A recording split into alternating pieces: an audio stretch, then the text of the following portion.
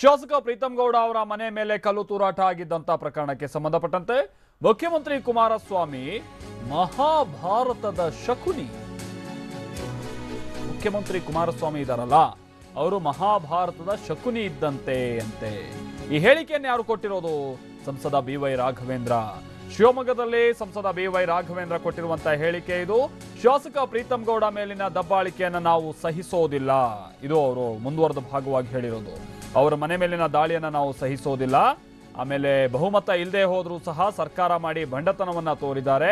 ದಬ್ಬಾಳಿಕೆ ಮೂಲಕವಾಗಿ ಬಿಜೆಪಿ ಮುಖಂಡರನ್ನ ಹತ್ತಿಕ್ಕುವ ಕೆಲಸವನ್ನ ಮಾಡ್ತಾ ಇದ್ದಾರೆ. ಸರ್ಕಾರ ಇದೆ ಎಂದು ಅತಿರೇಕದ ವರ್ತನೆಯನ್ನ ತೋರಿಸ್ತಾ ಇದ್ದಾರೆ ಅಂತ BY ರಾಘವೇಂದ್ರ ವಾಗ್ದಾಳಿಯನ್ನ ನಡೆಸಿದ್ರು. ಇದೆಲ್ಲ ಆಗಲಿ ಒಂದು ಕಡೆ, ಆದ್ರೆ ಮತ್ತೊಂದು ಕಡೆ ಮುಖ್ಯಮಂತ್ರಿಗಳ ವಿರುದ್ಧ ಬಳಸಿರುವಂತಹ ಪದಪ್ರಯೋಗ ಇದೆಯಲ್ಲ, ಗೊತ್ತಿಲ್ಲ ಇದು ಯಾವ್ಯಾವ ರೀತಿಯಂತ ಟೀಕೆ ಅಥವಾ ಅದನ್ನ ಮತ್ತೆ ಸಮರ್ಥಿಸಿಕೊಳ್ಳುವಂತಹ ಬಂಡತನ, ಇದೆಲ್ಲ ಹೇಗೆ ಮುಂದಿನ ಹಂತದಲ್ಲಿ ನಡೀತಾ ಹೋಗುತ್ತವೆ ಅಂತ.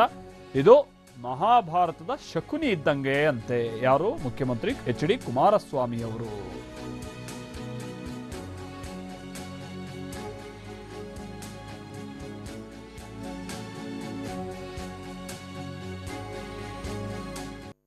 ಹಾಗಾದರೆ ಸಂಸದ BY ರಾಘವೇಂದ್ರ HD ಕುಮಾರಸ್ವಾಮಿ ಅವರ ವಿಚಾರವಾಗಿ ನಿನ್ನೆ ನಡೆದಿರುವಂತಹ ಗಲಾಟೆ ಪ್ರಕರಣಕ್ಕೆ ಸಂಬಂಧಪಟ್ಟಂತೆನೂ ಕೂಡ ಏನೇನು ಹೇಳಿದ್ದಾರೆ ನೋಡ್ಕೊಂಬರೋಣ ಬನ್ನಿ.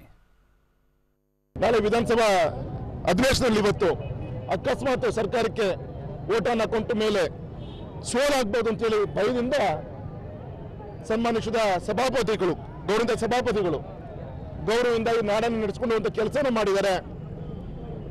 ಅವರನ್ನು ಕೂಡ ಯಾವ ರೀತಿ ಮೊನ್ನೆ ವಾರದ ಕೆಳಗೆ ಸಭಾಪತಿಗಳು ಒಂದು ಪತ್ರಿಕಾ ಹೇಳಿಕೆಯನ್ನು ಪತ್ರಿಕಾ ಸ್ನೇಹಿತರ ಮುಂಭಾಗದಲ್ಲಿ ಕೊಟ್ಟಿದ್ರು.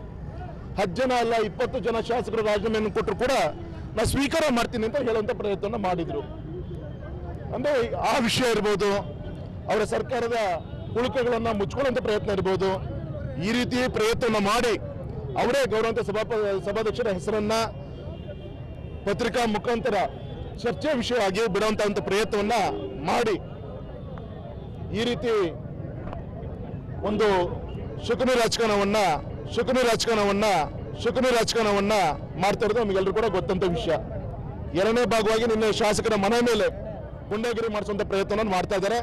ಇದರ ವಿರುದ್ಧ ಈಗಾಗಲೇ ಭಾರತೀಯ ಜನತಾ ಪಕ್ಷದ ನೇತೃತ್ವದಲ್ಲಿ ಇಡೀ ರಾಜ್ಯದಲ್ಲಿ ಪ್ರತಿ ತಾಲೂಕು ಕೇಂದ್ರ, ಪ್ರತಿ ಜಿಲ್ಲಾ ಕೇಂದ್ರದಲ್ಲಿ ಭಾರತೀಯ ಜನತಾ ಪಕ್ಷದ ಕಾರ್ಯಕರ್ತರ ಒಂದು ನೇತೃತ್ವದಲ್ಲಿ ಪ್ರತಿಭಟನೆ ನಡೀತಾ ಇದೆ.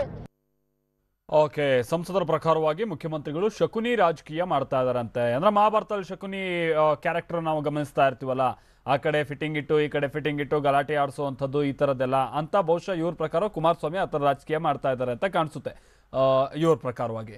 ಬಸವರಾಜ್ ನಮ್ಮ ಪ್ರತಿನಿಧಿ ಇದಕ್ಕೆ ಸಂಬಂಧಪಟ್ಟಂತೆ ಮತ್ತಷ್ಟು ಡೀಟೇಲ್ಸ್ ಅನ್ನು ಕೊಡ್ತಾರೆ. ಬಸವರಾಜ್, ಇವತ್ತು ಶಿವಮೊಗ್ಗದಲ್ಲೂ ಕೂಡ ಬಿಜೆಪಿ ವತಿಯಿಂದ ಪ್ರೊಟೆಸ್ಟ್ ಇತ್ತ, ಆ ಟೈಮ್ನಲ್ಲಿ ಹೇಳಿಕೆ ಕೊಟ್ಟಿರೋದಾ? ಏನ್ ಕತೆ ಆ ಸಂದರ್ಭದಲ್ಲಿ ಇವ್ರು ಕೊಟ್ಟಿರೋ ಹೇಳಿಕೆಗೆ ಸಂಬಂಧಪಟ್ಟಂತೆ ಡೀಟೇಲ್ಸ್? ಏನಾಯ್ತು, ಪ್ರೀತಂ ಗೌಡ ಮನೆ ಮೇಲೆ ಹಲ್ಲೆ ಆಯ್ತು, ಮತ್ತೆ ಕಾರ್ಯಕರ್ತರ ಮೇಲೆ ಹಲ್ಲೆ ಆಯ್ತು. ಆ ಸಂಪಟ್ಟಾಗೆ ಇವತ್ತು ಶಿವಮೊಗ್ಗದ ಶಿವಪ್ಪನಾಯಕ ರಥದಲ್ಲಿ ಜಿಲ್ಲಾ ಬಿಜೆಪಿಯಿಂದ ಪ್ರತಿಭಟನೆ ಹಮ್ಮಿಕೊಳ್ಳಲಾಗಿತ್ತು. ಶಿವಮೊಗ್ಗದ ಲೋಕಸಭಾ ಸಂಸದ BY ರಾಘವೇಂದ್ರ ಯಡಿಯೂರಪ್ಪ ಅವರ ಪುತ್ರ ಇದ್ದಾರೆ, ಅವ್ರ ನೇತೃತ್ವದಲ್ಲಿ ಇವತ್ತು ಪ್ರತಿಭಟನೆ ಆಯ್ತು. ಸಾಕಷ್ಟು ಮೈತ್ರಿ ಸರ್ಕಾರ ವಿರುದ್ಧ ಬಿಜೆಪಿ ಕಾರ್ಯಕರ್ತರು ಮತ್ತೆ ಮುಖಂಡರು ವಾಗ್ದಾಳಿ ಮಾಡಿದ್ರು. ಈ ಸಂದರ್ಭದಲ್ಲಿ ಲೋಕಸಭಾ ಸಂಸದರಾಗಿರುವಂತಹ BY ರಾಘವೇಂದ್ರ ಅವರು ನೇರವಾಗಿ ಕುಮಾರಸ್ವಾಮಿ ವಿರುದ್ಧ ವಾಗ್ದಾಳಿ ಮಾಡಿದ್ರು. ತುಂಬಾ ಅಂದ್ರೆ ಟೀಕಾ ಪ್ರಹಾರ ಮಾಡಿದ್ರು. ಏನು ಕಳೆದ 2-3 ದಿನದಿಂದ ಏನು ಘಟನೆ ನಡೀತಾ ಇದೆ ರಾಜ್ಯ ಸರ್ಕಾರದಲ್ಲಿ, ಏನು ಬಿಜೆಪಿ ಆಪರೇಷನ್ ಕಮಲದಲ್ಲಿ CD ಬಿಡುಗಡೆ ಆಯ್ತು, ಅದರ ನಂತರ ಏನೇನು ಡೆವಲಪ್ಮೆಂಟ್ ಆಗ್ತಾ ಇದೆ, ಎಲ್ಲೋ ಒಂದ್ ಕಡೆಯಿಂದ ನೇರವಾಗಿ BS ಯಡಿಯೂರಪ್ಪ ಅವರನ್ನೇ ಟಾರ್ಗೆಟ್ ಮಾಡಲಾಗಿದೆ. ಅದು ಎಲ್ಲೋ ಒಂದ್ ಕಡೆಯಿಂದ ರಾಘವೇಂದ್ರ ಅವರ ಸಹನೆ ಕಳ್ಕೊಂಡಂತ ಕಾಣ್ತಾ ಇತ್ತು. ಹಾಗಾಗಿ ಅವ್ರು ನೇರವಾಗಿ ಮುಖ್ಯಮಂತ್ರಿಯವರನ್ನ ಟಾರ್ಗೆಟ್ ಮಾಡಿ ಮಾತಾಡಿದ್ರು. ಎಲ್ಲೋ ಕುಮಾರಸ್ವಾಮಿ ಅವರು ಮಹಾಭಾರತ ಶಕುನಿ ಅಂತ ವರ್ತನೆ ಮಾಡ್ತಿದ್ದಾರೆ ಅಂತ ಹೇಳಿ ಟೀಕೆ ಮಾಡಿದ್ದಾರೆ. ಅಂದ್ರೆ ಮಹಾಭಾರತ ಶಕುನಿ ಅಂತ ಕುಮಾರಸ್ವಾಮಿ ಹೋಲಿಕೆ ಮಾಡಿದ್ದಾರೆ. ಕಾರಣ ಇಷ್ಟೇ ಅಂತಂದ್ರೆ ಈ CD ಪ್ರಕರಣದಲ್ಲಿ ಸಂಪೂರ್ಣವಾಗಿ ಯಡಿಯೂರಪ್ಪರನ್ನ ಸಿಕ್ಕಿಸ್ಲಿಕ್ಕೆ ಕುಮಾರಸ್ವಾಮಿ ಅವರು ಮಾಸ್ಟರ್ ಪ್ಲಾನ್ ಮಾಡಿದ್ರು, ಒಂದು ಕುತಂತ್ರ ಮಾಡಿದ್ರು, ಒಂದು ಶಕುನಿ ಪಾತ್ರ ನಿರ್ವಹಿಸಿದ್ದಾರೆ ಅಂತ ಹೇಳಿ ಆ ಆಂಗಲ್ ದಲ್ಲಿ ಹೇಳುತ್ತಾ ನೇರವಾಗಿ ಕುಮಾರಸ್ವಾಮಿ ವಿರುದ್ಧ ವಾಗ್ದಾಳಿ ಮಾಡಿದ್ದಾರೆ. ಬಿಜೆಪಿ ಕಾರ್ಯಕರ್ತರ ಮೇಲೆ ಹಲ್ಲೆ ಆಗಿದೆ, ಆ ಹಲ್ಲೆ ಇಟ್ಕೊಂಡೇ ಈಗ ಬಿಜೆಪಿ ಅವರು ಪ್ರಮುಖ ಹೋರಾಟ ಕೂಡ ಮಾಡ್ತಿದ್ದಾರೆ. ನೇರವಾಗಿ ಮುಖ್ಯಮಂತ್ರಿ ಮತ್ತೆ ಮೈತ್ರಿ ಸರ್ಕಾರ ವಿರುದ್ಧ ವಾಗ್ದಾಳಿ ಮಾಡ್ತಿದ್ದಾರೆ. ಈ ಒಂದು ನೋಡಿದಾಗ ಈ ಪ್ರಕರಣ ಸಂಸದರು ಕೂಡ ಅಷ್ಟೇ ನೋವಾಗಿದೆ. ಯಾಕಂದ್ರೆ ತಮ್ಮ ತಂದೆ ಕಳೆದ 2-3 ದಿವಸಗಳಿಂದ ಏನು ಸಮಸ್ಯೆಗಳನ್ನ ಎದುರಿಸ್ತಾ ಇದ್ದಾರೆ, ಅದನ್ನೆಲ್ಲೋ ಒಂದು ನೋವನ್ನ ಇತ್ತು. ಆ ನೋವನ್ನ ಇವತ್ತು BY ರಾಘವೇಂದ್ರ ಹೋರಾಟ ಅಂತ ಹೇಳ್ಬೋದು. ಮಾಲ್ತೇಶ್. ಓಕೆ ಬಸವರಾಜ್, ಅಂದ್ರೆ ಇದೆಲ್ಲ ಈಗ ನಾವು ಯಡಿಯೂರಪ್ಪನವ್ರ ವಿಚಾರವಾಗಿ ಗಮನಿಸ್ತಾ ಇದ್ದೀವಿ. ಈಗ ರಾಜಕೀಯ ನಿವೃತ್ತಿ ಅನ್ನುವಷ್ಟರ ಮಟ್ಟಿಗೂ ಮೊನ್ನೆ ಹೋದ್ರು, ಅನಂತರ ಮೊನ್ನೆಯಿಂದನೂ ಕೂಡ ಸಾಲ ಆರೋಪಗಳನ್ನು ಎದುರಿಸ್ತಾ ಇರುವಂತಹ ಸಂದರ್ಭ. ಅವ್ರ ಕುಟುಂಬ ಬಹುಶಃ ಹೇಗಿದೆನೆಲ್ಲ ಗಮನಿಸ್ತಾ ಇದೆ ಅನ್ನೋದು. ಯಾಕಂದ್ರೆ ವಿಜಯೇಂದ್ರ ಅವರು, ರಾಘವೇಂದ್ರ ಅವರು ಸ್ವಲ್ಪ ಆಕ್ಟಿವ್ ಆಗಿದ್ರು ಈ ತರದ ಆಪರೇಷನ್ ಕಮಲದಲ್ಲಿ ಅನ್ನೋದೆಲ್ಲ ಕೇಳ್ಪಡ್ತಾ ಇದ್ವಿ. ಅದೆಲ್ಲ ಹೇಗೆ ಗೊತ್ತಾಗ್ತಾ ಇತ್ತು ಬಸವರಾಜ್ ಅವ್ರ ಮಾತುಗಳಲ್ಲೆಲ್ಲ ಇವತ್ತು? ಮಾಲ್ತೇಶ್, ಎಲ್ಲೋ ಒಂದ್ ಕಡೆಯಿಂದ 2-3 ದಿನಗಳಿಂದ ಏನ್ ಬೆಳವಣಿಗೆ ಆಗ್ತಿದೆ ಅದನ್ನ ನೋಡಿದಾಗ ಏನು ಯಡಿಯೂರಪ್ಪ ಅವರ ಪುತ್ರ ಏನು ವಿಜೇಂದ್ರ ಆಗಿರ್ಬೋದು ಮತ್ತೆ ರಾಘವೇಂದ್ರ ಆಗಿರ್ಬೋದು, ಎಲ್ಲೋ ಒಂದ್ ಕಡೆಯಿಂದ ಏನು ಆಪರೇಷನ್ ಕಮಲ ನಡೀತಾ ಇತ್ತು. ಬಿಜೆಪಿ ಸರ್ಕಾರ ಮಾಡ್ಲಿಕ್ಕೆ ಇವರು ಕೂಡ ತಂದೆಗೆ ಏನೋ ಬೆಂಬಲವಾಗಿ ನಿಂತ್ಕೊಂಡಿದ್ರು. ಎಲ್ಲರೂ ಕೂಡ ಮುಂದೆ ನಿಂತ್ಕೊಂಡು ಕೆಲಸ ಮಾಡ್ತಾ ಇದ್ರು. ಒಂದ್ ಕಡೆಯಿಂದ ಬೆಂಗಳೂರಲ್ಲಿ ವಿಜೇಂದ್ರ ನಿಂತ್ಕೊಂಡು ಯಾವ ಅತೃಪ್ತ ಶಾಸಕರಿದ್ದಾರೆ ಅವ್ರನ್ನ ಸೆಳೆಯುವಂತ ಪ್ರಯತ್ನ ಮಾಡ್ತಾ ಇದ್ರು, ಅಪ್ರೋಚ್ ಆಗ್ತಾ ಇದ್ರು. ಆ ಒಂದು ಎಲ್ಲ ನಡೀತಾ ಇತ್ತು. ಇದ್ರ ನಡುವೆ ಕೂಡ ರಾಘವೇಂದ್ರ ಕೂಡ ತಂದೆಗೆ ಏನೋ ಬೆನ್ನೆಲುಬು ನಿಂತ್ಕೊಂಡಿದ್ರು. ಏನು ಶಿವಮೊಗ್ಗ ಜಿಲ್ಲಾ ಏನು ರಾಜಕೀಯ ಇದೆ ಸಂಪೂರ್ಣವಾಗಿ ರಾಘವೇಂದ್ರ ನೋಡ್ಕೊತಾ ಇದ್ದಾರೆ. ಮತ್ತೆ ಯಡಿಯೂರಪ್ಪ ಕೂಡ ಏನ್ ಬ್ಯಾಕ್ ಬೋನ್ ಆಗಿ ನಿಂತ್ಕೊಂಡು ಕೆಲಸ ಮಾಡ್ತಿದ್ದಾರೆ. ಹಾಗಾಗಿ ಮಾರ್ಗ ತುಂಬಾ ಸಪೋರ್ಟ್ ಕೊಡ್ತಾ ಇದ್ರು ಇಬ್ರು ಮಕ್ಕಳು. ಆದ್ರೆ ಈ ಒಂದು ಘಟನೆ ನಂತರ ಸಾಕಷ್ಟು ಇನ್ನು ಯಡಿಯೂರಪ್ಪನವರು ಇಕ್ಕಟ್ಟಿಗೆ ಸಿಲುಕೊಂಡಿದ್ದಾರೆ. ಅವರು ಮಾನಸಿಕವಾಗಿ ತುಂಬಾ ಕುಗ್ಗಿಬಿಟ್ಟಿದ್ದಾರೆ. ಹಾಗಾಗಿ ಇದು ಒಂದು ಕೂಡ ಏನು ಯಡಿಯೂರಪ್ಪರ ಮಕ್ಕಳ ಏನು ಸಂಸದ ಏನು ಬೇವ ರಾಘವೇಂದ್ರ ಅವ್ರ ಮುಖದಲ್ಲೂ ಕಾಣ್ತಾ ಇತ್ತು.